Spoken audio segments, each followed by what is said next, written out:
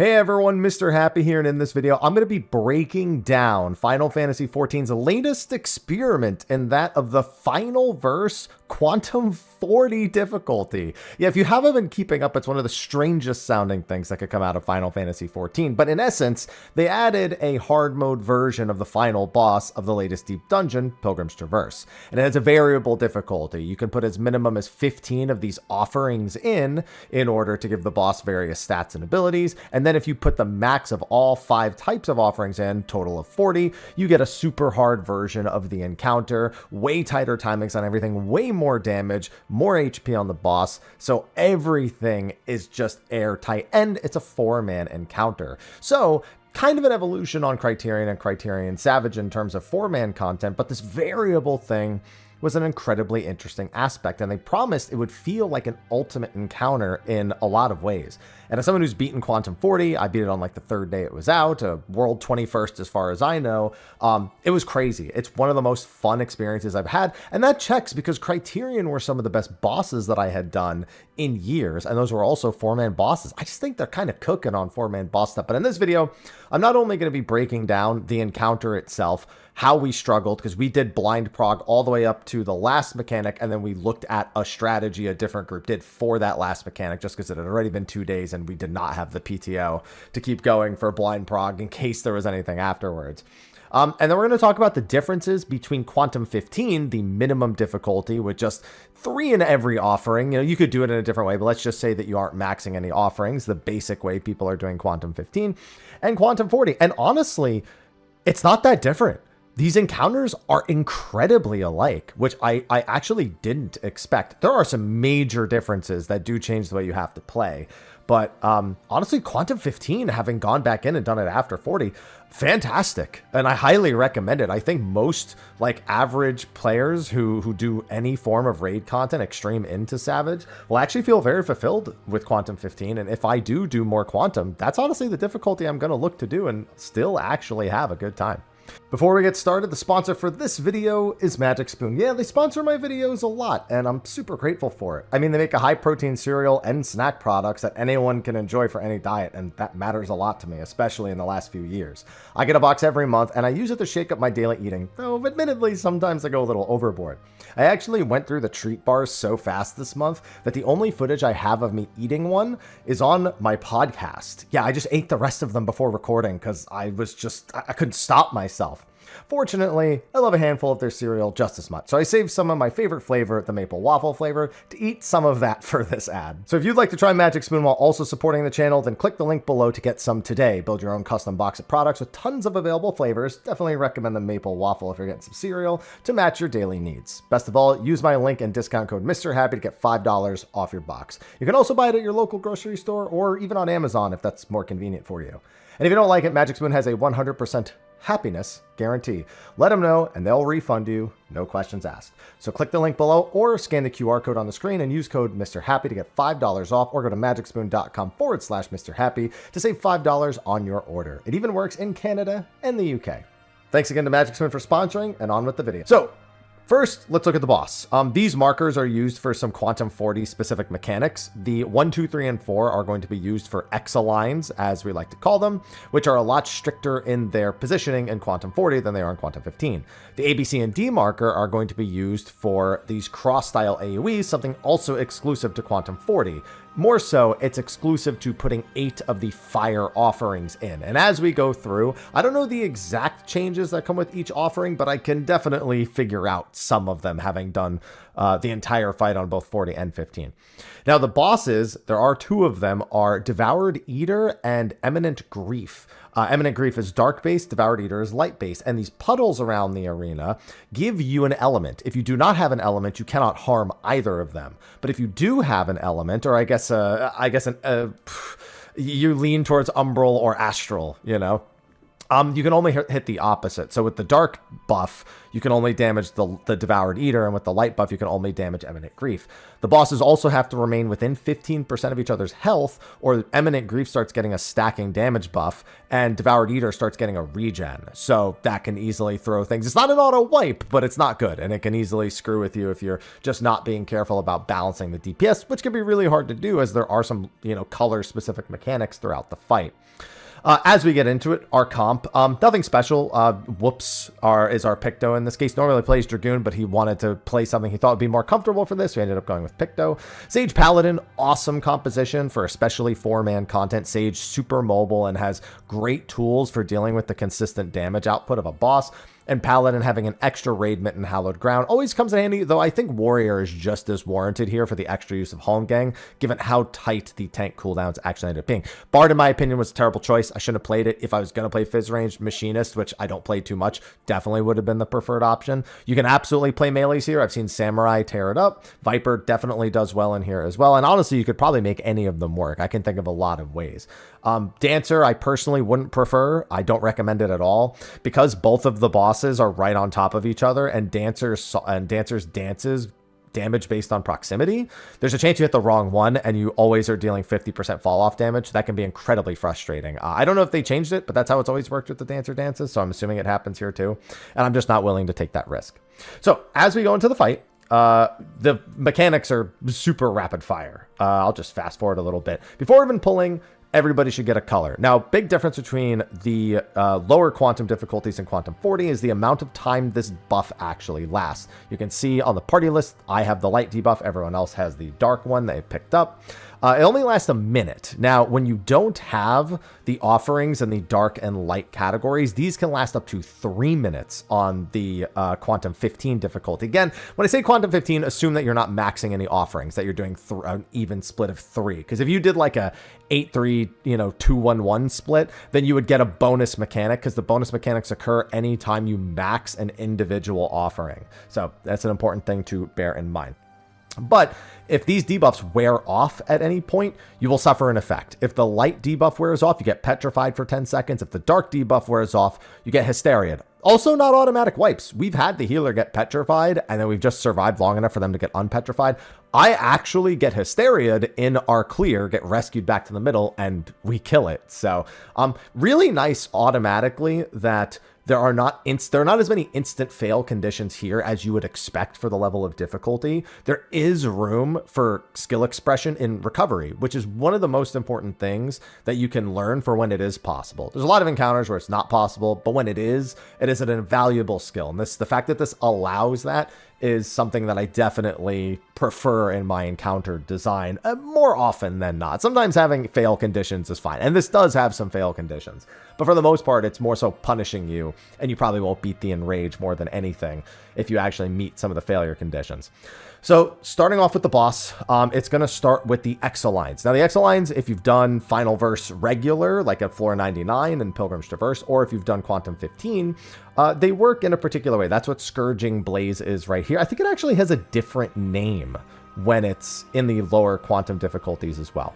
So when you see the boss opening this portal here, there's also these like fire lines that begin appearing. You can see one right here. When they're in like the top right and bottom left, it means that the exolines that are being formed with the crystals will shoot vertically from the spawn location. When they appear on the sides, they go horizontally. So your goal is to try and identify the one safe spot. Now, one big difference between the lower difficulties when you don't have as many offerings and the Quantum-40 difficulty is the number of crystals that actually appear.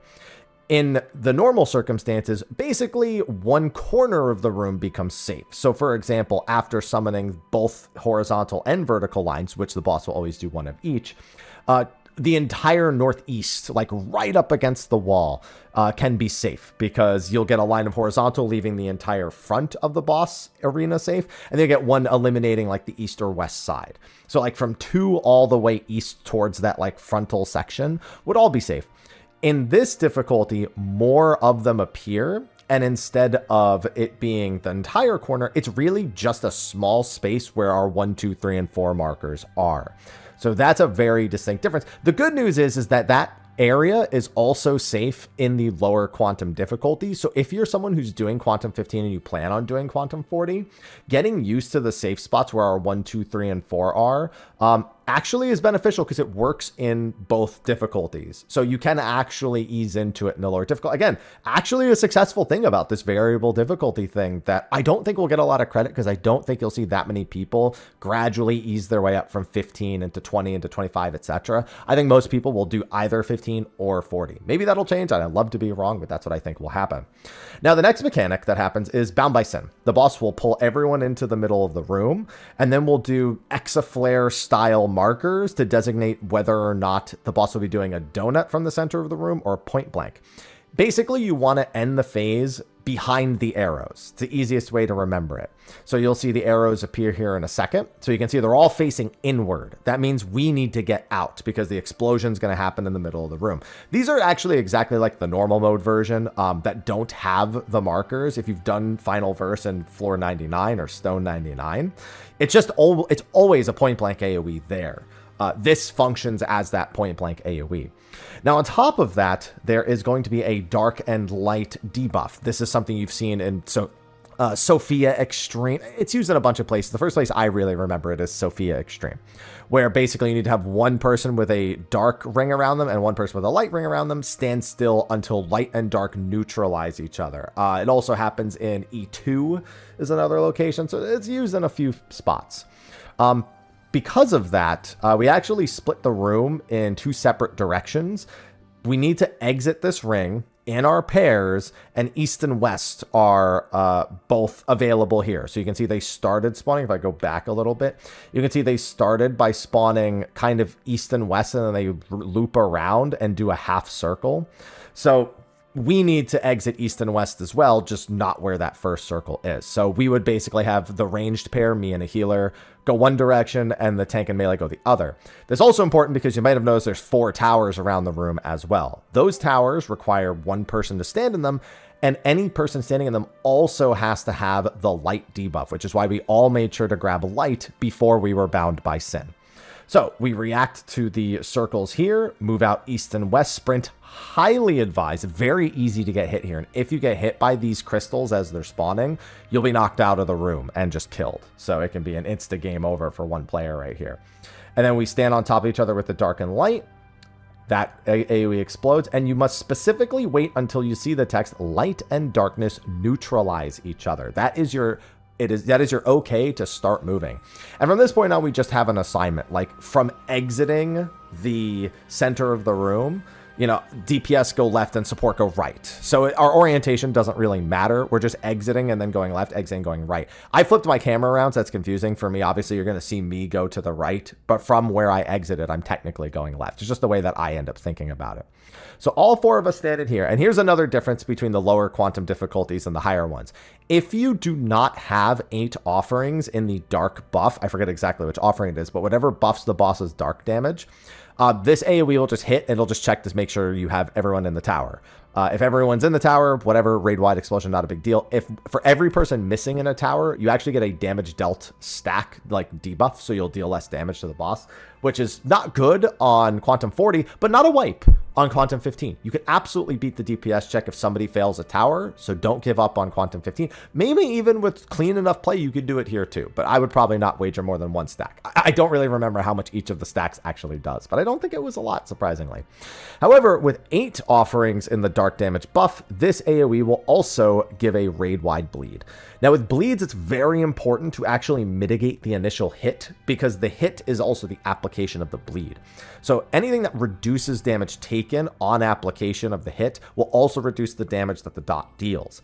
So that's number 1. Number 2, very important to note, you are allowed to use Pilgrim's Potions, the regen or rejuvenation potions from inside the deep dungeon in this fight. So you can do a ton of like helpful things to help your healer out by just running a Pilgrim's Potion at certain parts of the fight to help. And anytime you get a bleed or a burn or a dot, it helps immensely there. And there are a lot of them in this fight. You're not going to see me run more than maybe 3 of them per fight, just because this is early and there's not really a whole lot else going on. Our mitigation is high. The amount of healing tools we have is high. And it's just a matter of the tank who's going to be getting autoed. Now, right after that goes off, we have to deal with the X-Align. So you'll get to see kind of the strict positioning we have here. So you can see on our left, this is where this one's hitting. It's basically right on the line. So right where our 4 marker meets the line. And on the right, kind of the same deal. It even reaches a little bit in to the 4 marker, as you'll see. It like hits just this edge right here. So basically the size of the 4 marker, and even a little bit less, is all the space you have. Whereas you would normally have all the space to like the left of me, for example, if you were just on Quantum-15. So you really have to make sure you don't get clipped by these AoEs. A tank can survive maybe one of these hits if they're lucky and they're not low, but everyone else will die instantly to any of these fire hits. Now, at the same time as these are resolving, the boss is going to cast, basically each of the bosses has 2 different abilities they can cast, and you have to react to any combination of the 2. Eminent Grief can cast either Chains of Condemnation or Ball of Fire. Chains of Condemnation is a raid-wide AoE that also requires you to stop moving. It applies a 3-second pyretic, where if you move, then you will take damage. You can still attack the boss, heal, do whatever, you just can't physically move your character. So just make sure you don't do that. Ball of Fire is a baited AoE. So as soon as the AoE disappears, you just run away from where everyone is standing. Best if everyone's standing together, but if you are separated, just make sure there's plenty of space between you. The other boss, Devoured Eater, is going to either use 2 blades, which will hit the sides of the room, or 1 big sword that will hit the center. So in this case, you can see she has that 1 big sword. That means she's going to hit the center of the room. And the lines on the floor do matter for this one, but bear in mind that the out AoE, the one where's the blades where she hits on the sides, is actually going to kind of breach into this 4 marker. So this 4 marker would not be safe from the other AoE. So you also have to see which one of them is casting it at which speed. So Chains of Condemnation can be the faster casted ability or the slower casted ability. So it could be like Blades, Blade of First Light. So it could be out into Don't Move, or out into Move for Ball of Fire. Or it could be Ball of Fire into out, or Ball of Fire into in, or Chains of Condemnation. So you just have to pay attention to the order they're happening. When Chains of Condemnation is first, it means you have to very quickly move out of where the blades will hit, and then also stand still. So you see, we could move out, and then Chains of Condemnation hits. Hits pretty hard, mind you, even without. That's just how much it does without the pyretic hit. And then you can see the Blade of Light go through the middle. So it's just an entirely reactionary thing. Do not move too early for Chains of Condemnation. It does a ton of damage. You sometimes can survive a tick, but you don't want to put undue stress onto your healer. If you do, and you do survive, honestly, if you're still progging, I would recommend popping any ultra potions you may have as well. For learning, you probably picked a bunch up from the deep dungeon, and they are immensely useful here. On top of Second Wind, on top of Pilgrim's Potions, very, very valuable.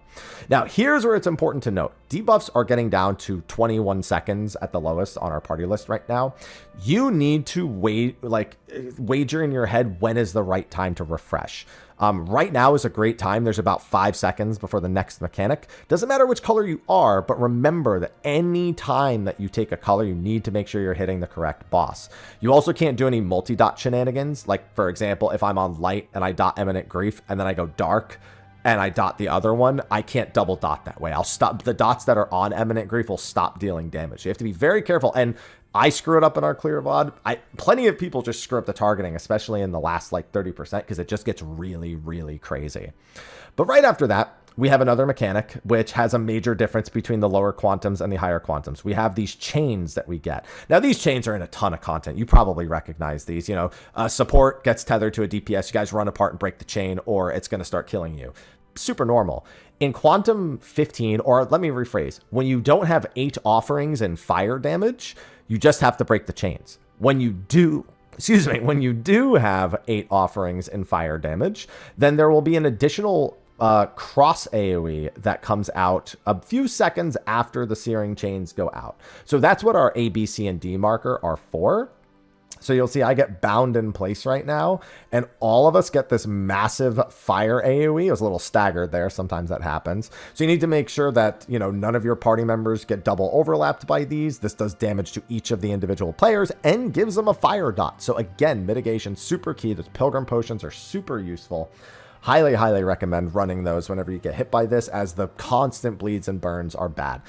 So in Quantum-15, again, you can just break the chains, have the DPS run one way, have the healers run the other, and you're A-okay. Or the supports run the other, and you're A-okay. Here, we not only have to run our separate ways, but then we also have to spread. So we just do this, like, kind of, vertical, or sorry, diagonal line. It just worked for us. There are plenty of other solutions. You could turn the, diagonal line the other way and it would work, but this is what we liked. We actually did try it a couple of other ways. This just ended up being what we thought was the smoothest to do for us. So do whatever works best for you. And this also has a melee friendly spot. So if you are running a melee, you can do that. And if you're not, then it doesn't really matter either way. You just send someone else in. And for this case, it was me, so our caster could keep going in the back. Next is Spine Lash. Now, Spine Lash, it's less about noting the difference between Quantum-15 and Quantum-40 than it is just noting the difference between the normal mode. A lot of people ask me why we didn't put this AoE on the line where our healer is standing right there. Because in the original, in Stone 99 and in the final verse normal, you can actually not break any of the mirrors. But in Quantum, if you do that, it actually just breaks 2 mirrors at once.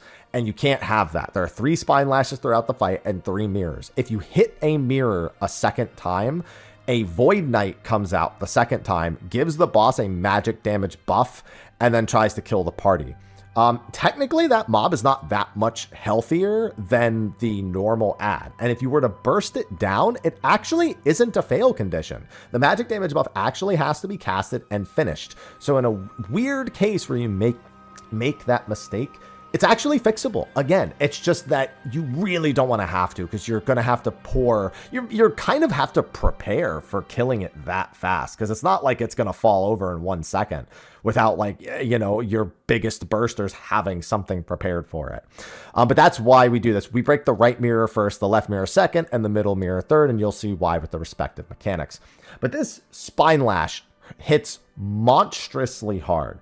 So first of all, it binds you in place for 5 seconds after the marker disappears. So you need to be in position well in advance.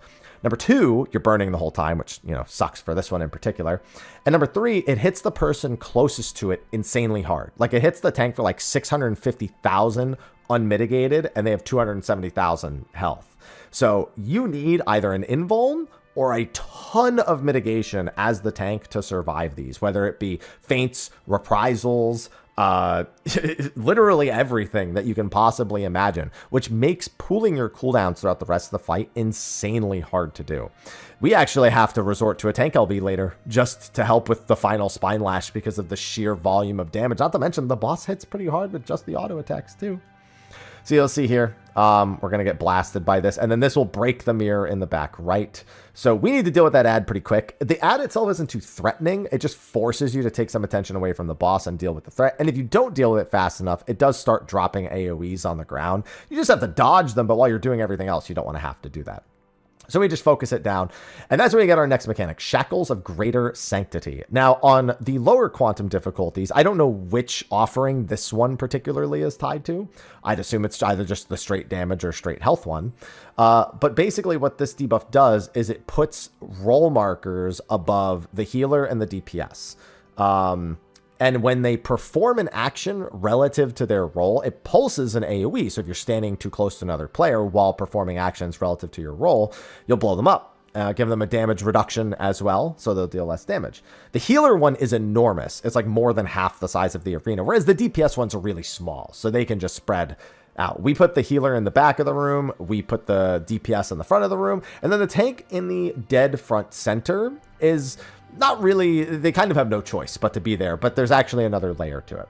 So the difference is on the lower quantum difficulties, I think just the healer gets it. Maybe the healer and one of the DPS, but definitely not both of the DPS getting it here. So you'll see Shackles of Greater Sanctity, and then you'll occasionally see a giant pulse from the back of the room, which is why I'm hanging out all the way up here. That's my pulse around me, and you'll eventually see the healer one, because the healer is going to cast actions occasionally. Now, the boss will then use Hellish Pull, or what is this called? I'm not actually targeting the boss that's casting it, and my list is in the... Here, let me just get it. Hellish Earth, that's what it's called. So Hellish Earth will do a raid wide, and it will pull the player furthest from the boss into a chain jail, which if they try to exit, they will not only die, but everyone will instantly explode. So it's a wipe condition if the person in the jail dies, or if they leave, which will kill them all the same. Now, on top of that, it's entirely tank mechanics in there. So that's why the tank gets kind of relegated to the middle front of the arena in this case. And yes, there are puddles you can use to refresh if you have to, although the back one can be a risk because of the healer. And there's a ton of tank damage here. So while the tank is dealing with that, the DPS need to kill all 5 of these arcane fonts. It's nothing fancy. It's just an ad phase DPS check. 2s align with this DPS check, fortunately. So as long as you do a decent 2 window and hit multiple targets with your attacks, you can really just blast them down. And if you're positioned very carefully, you can actually also cleave the boss. I think I do it a little bit by accident here because I step into the boss hitbox, but I wasn't actually checking. I know Whoops was definitely cleaving both the boss and 2 of the arcane fonts. But that's still not even it. There's actually eruptions, 3 eruptions that spawn. And in my opinion, these things are way too visually hard to see. I really prefer when they make the eruptions incredibly obnoxious and bright. But these ones are more like the original Ifrit ones that are kind of faded. I'm sure that some of that is intentional, but I definitely don't like that decision. At the same time, the tank is getting a triple tank buster hit in their jail, followed by an avoidable AoE that also hits the rest of the room. So the healer in the back of the room, if they're off to the left or right side, they need to be very, very careful, because if they get hit by that, then, you know, that's going to be GG's right there pretty much. But that triple tank hit on the tower in the center also inflicts a bleed, a stacking bleed. And that bleed can it could just hit really hard. We actually use a tank invuln for one of these 2 hits because there's actually going to be 2 of these triple hits back to back. So you see me, I step over into here. We're also making sure to try to keep the bosses relatively balanced the whole time. Yeah, I can't see if I'm dealing damage to the boss with that. If not, me being a little to the left would resolve it all the same. But our goal is just to defeat these. Now, in between the 2 tank hits, while we're dealing with this, after dodging the eruptions, the boss also casts Unholy Darkness, which is a raid wide with a bleed. Yeah, as if we needed another bleed. Another great time to consider running Pilgrim's Potions. Just make sure these arcane fonts die as fast as possible, and then get back on the bosses to make sure that, you know, you keep working against that enrage. You can see the triple hit. We'll go back a little bit because you can see the tower, bam, bam, bam, and then they'll dodge the tail that comes after, which can go either way. Now we actually have a small reprieve here where we just need to make sure we don't, you know, run out with our debuffs for about 15 seconds. This is still time that is factored into the ad phase DPS, so you actually do have some of this time to deal with the remaining arcane fonts if you're not killing them as fast. And just about on that 3rd eruption, Shackled abilities goes away, and you have another set of the X-Aligns with the Blazing Scourge or the Scourging Blaze or whatever it was called. So somebody needs to be tracking that. You have a few more seconds and another Bound by Sin, although this one doesn't come with a light and dark. It doesn't come with anything else. It just is a rotating AoE. You need to look. Okay, so this is the other one. This means you just need to stay inside the AoE and resolve whatever other mechanic is happening. So if this had happened earlier, we would have just done dark and light inside of this by being in 2 separate stacks. Whether it was north, south, east, west doesn't actually matter, but we did leave it consistent at, you know, going north, south, east, west based on the order they spawn. This one spawns in one location and actually does a full 360 loop and turns around and walks the other way. Shout out to that reference. So you can see it starts there. So we know, hey, if we had to leave, we would have left, you know, between B and north, ideally north. And also our tank is tracking where the X-Aligns need to go, so we could just stare at it now. We have all the time in the world to kind of just relax and chill and deal damage. And then as soon as it goes, we need to dodge all these X-Aligns as they're coming out. See us go here, and now there's actually a light and dark in this section, which fortunately is not that bad. It resolves way after the X's have gone away, so you just need to stay cool and have one group stand in the spot and another group move off of the spot. Not that big a deal. Now, the next mechanic is one of the bigger ones in the fight and is very likely to be a major wall for a lot of people. Crime and punishment. Going into this phase, everybody should be set to dark. So ideally, leading into this phase, Eminent Grief is a decent amount lower than Devoured Eater, because if everyone does stay in dark, there is a 2-minute window and you will push them about that 15% apart. There's a lot of tricks that you can do for this that make this a whole lot easier. But what'll happen is a player will be hit. Either one of the supports or one of the DPS will be hit with an attack, and they will get 1 stack. Every second that they have it, it will go up by 1 stack. And at 16 stacks, it will explode and deal damage and inflict itself to the player that has it. If that player does not hit at least one other player, then they will retain the debuff and they will just start exploding and die. So you have to basically pass this debuff between all 4 players throughout this part of the phase. If you step into light, it actually accelerates the rate at which this buff goes. It like makes it so it only takes about 4 seconds for the entire thing to resolve. So what you need to do in that case is you can actually use the light to deliberately accelerate it in order to time it around the rest of the phase. But this is why we all started in dark, because we don't know who's going to get it, so we need to make sure we're all dark. However, once I see that the supports have it, I am free to swap back to light until it's my turn to take it. And for helping to balance boss health, I highly recommend getting used to doing that. If you, for example, I know that if the supports get it first, I will always be the last person to get it. That's just our order. It goes, you know, support, Picto, me. That's what we agreed on. If I had gotten it first, it would be me, Picto, I think healer, tank is what we decided. And if the Picto got it first, I would be getting it second. The point is that if you know it's going to be a while before you have to pick up the debuff, you can go light to make sure that the bosses are equalized, and you'll see me do that here in a second. But there are other mechanics. Obviously, you need to time these passes in such a way that it actually works. So Ball of Fire is here. We have Blade of First Light first, and then it's Ball of Fire second. So you'll see us stay stacked, and then Ball of Fire casts, and we all move. And you can see we all step out of the AoEs. Now, what we do here is as soon as that first mechanic is done, we do our first pass. So you can see the healer stepped onto the light, and then the other player, without stepping onto the light, takes that little explosion. Now, not only does that explosion deal damage, significant damage, like at least 100k if unmitigated, I think, but it also inflicts a doom on the player who actually received the debuff. So the tank took the debuff from the healer, so now he's doomed. Gotta cleanse it ASAP. When you have less, I think when you have less than 8 in the light category, this doom actually lasts, I think, 8 or 9 seconds. Here it lasts 4 to 5. So you do really only have 2 GCDs to notice the doom is there and remove it while keeping everyone topped. And that's going to get harder and harder throughout this phase. But that's all they needed to do. Now, it's very important to note that if the player with the debuff dies from this explosion, they will basically count as light, and the buff will accelerate to 16 incredibly quickly. It's pretty much a guaranteed wipe condition if the person with the debuff dies, because while you can technically do a pass, like if you stand next to, if somebody dies with it and you go stand next to their body and receive it, you can actually avoid the wipe outright. But because of the timing of the rest of the phase, the window you have to do that successfully is very small, because you're going to basically reduce the 16 seconds you had down to 4 seconds. And I don't think that actually makes it possible later, unless you, well, you actually know you could. There are ways, but I guess we don't need to get into it. Point is, they need to have their doom cleansed. Now there's another spine line. I was so scared. I know this is the clear VOD and he doesn't die there, but I was so scared seeing the 1 second. So good time to refresh the timers on the buffs. And now we need to break the second glass in the back, the second window. Spine lash here, again, you need like every cooldown. Even Passage of Arms is being used here. Like, it just does an insane amount. They have a shield on and everything. Now we decide to do a second pass right here. So now the Picto is going to go do that.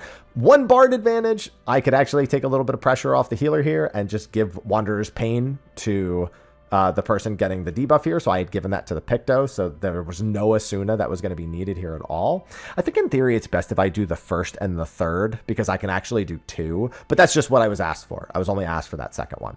Now, because we broke a window in the back, there's a minion that spawns, so we got to kill that ASAP.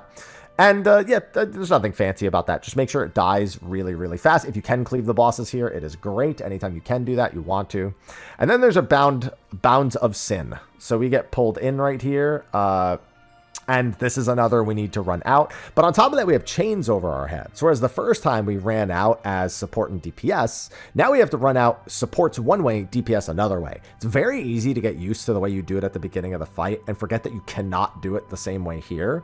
So that's honestly just a matter of practice and reminding yourself that this is what we called rollouts. And we had the other one, which was dark and light outs. This is roll outs. So we end up running out as soon as we're unbound. Me and the DPS, we break our chains and then very quickly get into our position. Because of the chains, we know these are coming up next on Quantum-40. Now with that, we have one final pass to do, and there are, what are they called? X's being made by the boss here. Someone needs to be tracking those.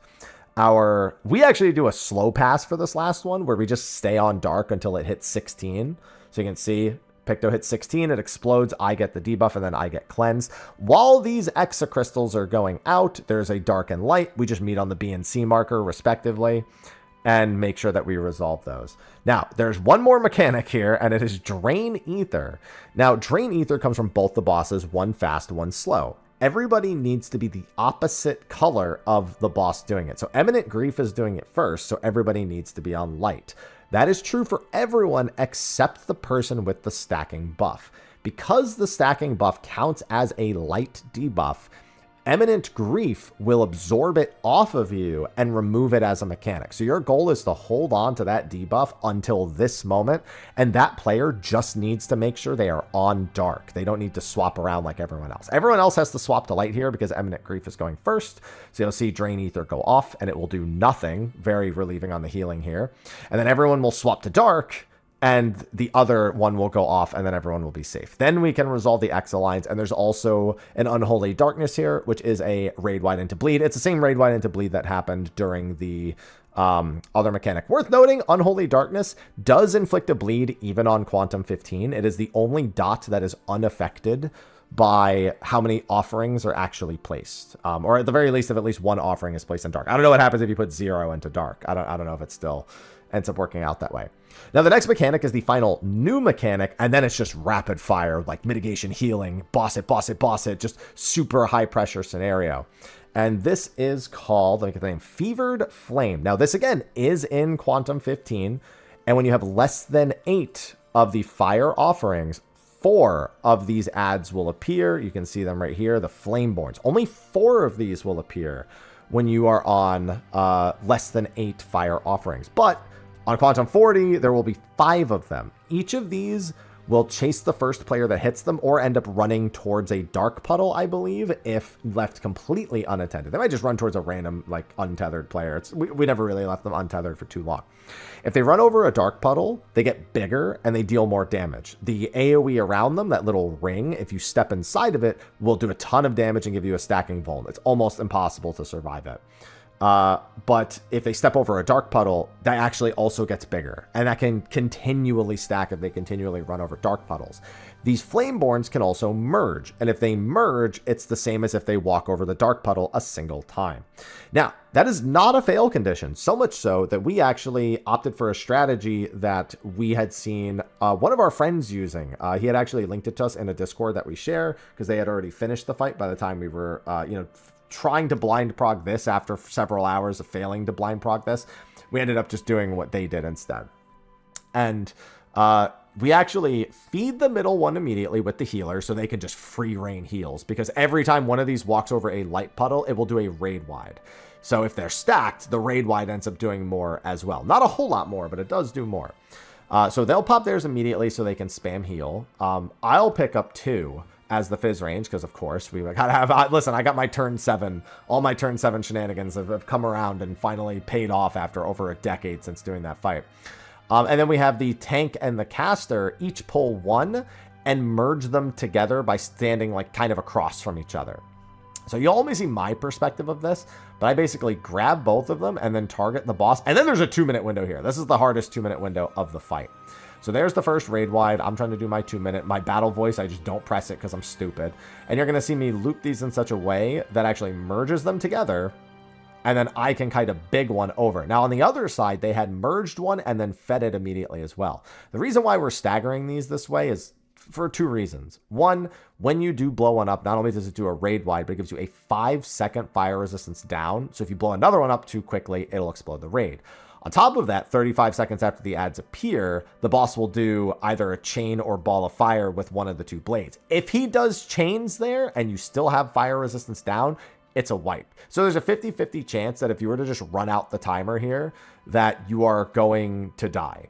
Now, there is a strategy where you feed all 5 of them separately, and you tank LB at the end of this phase so that even if you get chains, even with a tank LB2, the way it propagates is the chains end up hitting you first, and then the fire explosion hits you after. So you don't actually have the fire resistance down if you just let them expire, as opposed to feeding them too late. So you can tank LB to reduce the damage of both hits by 40%, and then continue on. We were doing that, but we found the mitigation for that didn't work favorably enough for us, so we ended up stopping and doing this instead. With only 3 explosions, even with 2 of them being bigger, it was far more manageable. So they already did the second explosion. Now I'm running over here to do the third, while our tank focuses on these Exilines to figure out where is going to be safe. So you're going to see me do this. That's the third explosion, the self-destruct, and now all the fire ads are dead. Now at this point, it is just rapid fire mechanics and damage and bleeds and burns and tank busters to really put the pressure on at the end. So you can see this is Ball of Fire and Blade of First Light, so it's out and Ball, but Ball is first. You can also see there's towers that have spawned, so you need to do that as well, on top of the fact that make sure you know where to go for the Exocrystals later. So we have to grab Light, go over to our respective towers, deal with the bleed, and then we're also going to be hit by Bounds of Sin. So we're going to be pulled into the middle of the room, and we're going to have to escape this or stay in. This is one that's easy. It's just a donut. Then there's going to be a Spine Lash. So this Spine Lash is important because the boss is going to do the Exocrystal expiration right after the Spine Lash. So this is why we left the middle window for last, because then we can just either move to the front of the room or the back of the room to do this, and we can make sure that we can make it to whatever crystal we want in time. So you can see me, I'm going to the back down the middle, and this is where we tank LB2. Having this tank LB2 takes so much pressure off of the rest of the fight, and the rest of the fight is very hard, especially if you're not a warrior. Warrior with a double home gang makes this last part a lot easier, but it's still not fantastic. So really like the tank LB2 placement here. So I get bound. Not only do we have the Spine Lash, tank needs to be in front, but we have light and dark at the same time. So we got to be in our pair. So we have a near the boss pair in case we have melees, and so the tank can hit, and then the back of the room. However, that is because either 3 or 4 is safe. I believe 3 ends up being safe in this clear. If 1 or 2 had been safe from the Exocrystals, we would have done this in the front of the room. So that's why the middle of the room is nice, because then you don't have to run. Like, what if we did the right, the right window and 1 is safe? Like, we got to run all the way over to 1. It adds unnecessary movement and risk. But you can see with tank LB2 and a few other cooldowns, tank almost died there, and now they're going to be getting autoed right after, so it's rough. I refresh my timer, head over to 3.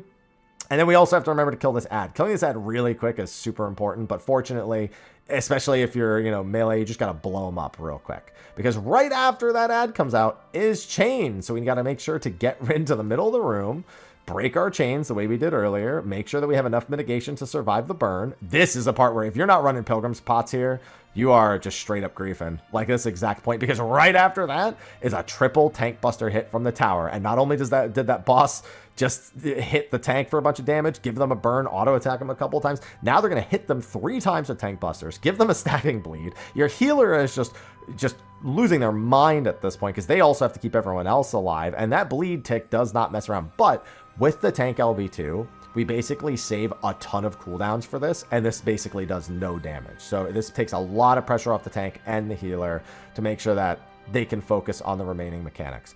And at this point, I'd say you're kind of in the home stretch. There's a triple eruption here into a Bounds of Sin. Actually into a Drain Ether. So this is just a Drain Ether. Everyone has to do this one normally because there's no debuff. So in this case, it's everybody light and then everybody dark. And then I think there's another eruption into a Bounds of Sin. There is a 2-minute buff window that's going to be here, if I'm not mistaken. Yeah, so you have a 2-minute buff window into another set of eruptions, into a Bounds of Sin, into a blade plus fire mechanic, and then you've basically seen the whole fight. Like this is literally just that can you keep up with the pressure and finish the boss part of the fight that is very popular in much higher end content. So here you can see we need to escape just to the south. It's just a one direction escape. Look at what the boss is casting here. So Blade of First Light, this is out and chain, so it's out and then don't move. My error, we had agreed to always go left here, but given the high pressure, I just decided to go right. And at this point, it's just burn the boss. So this is where my debuff ticks down and I get hysteria'd, and we just barely kill the boss because of it. I was also attacking the wrong target for, I think, like 9 GCDs at some point. I think right after I swapped to light for the towers is when that happened. There is one Unholy Darkness here, and unmitigated, that dot tick is like 90,000 per 3 seconds. You should absolutely be running a Pilgrim's Potion here. If you have Second Wind or any other like personal shield, have that saved for here, because you don't want the healer to lose even a single DPS GCD during this last bit. And an OGCD or like a Numa in that case, great. That's where I get Hysterian. But other than that, it's that's what you got. And then here, just call swap to light, 0.9%, one last GCD, and bam, there you go. So super wild fight. Tons of fun. Again, really good on the Quantum-15. Unfortunately, all you get for clearing it is a title, an achievement, and you do also get more sacks of First Light. These are called the Blessed Hordes. You get 5 of them per week from your challenge log, and you get them from Quantum as well. You get more of them from Quantum-40 and less of them from anything under Quantum-40. But I don't know what the exact number is for Quantum-15 because I haven't done it. But on Quantum-40, the party leader gets 14 sacks of First Light, and everybody else gets 6. Now, mind you, the blessings that you used in order to actually, do this fight, or the blessings that you need to do this fight, are only expended, when you clear and open this chest. If we just left without opening it, then the party leader wouldn't actually lose any of their things. They need them to enter. Still, you can't like wager them if you don't have them, but they won't actually be spent unless we open this treasure coffer. But the party leader will get 14. And also only the party leader's items will be lost. Everybody else will still keep there, so you can do multiple runs if everyone has enough offerings in order to get more and more sacks of First Light, which contain either the pity item to buy 2 separate mounts or not a hairstyle. What is it? I think it's 2 mounts, or what is the other item? I think I check at the end of this video. I'll just scroll forward and actually pull up the menu real quick and see. Yeah, or it'll actually just outright give you those items. Those items can be sold on the market board, so they have that value. But for the most part, most people are probably going to just want to farm Quantum-15 if they're looking for sacks of First Light. Much lower risk with, the same number of sacks. Plus, you can do way more runs with one party, and it just is way less stressful. So this is definitely a beat it once. And then if you want to farm, probably do the lower Quantums unless you're helping somebody else out. But tons of fun, and again, the Quantum-15 encounter, as I have done that as well, is super well done also. Let me see what that other item is. Here's me opening the sacks of First Light. Do I actually open the vendor before the end of this video? I don't think I do.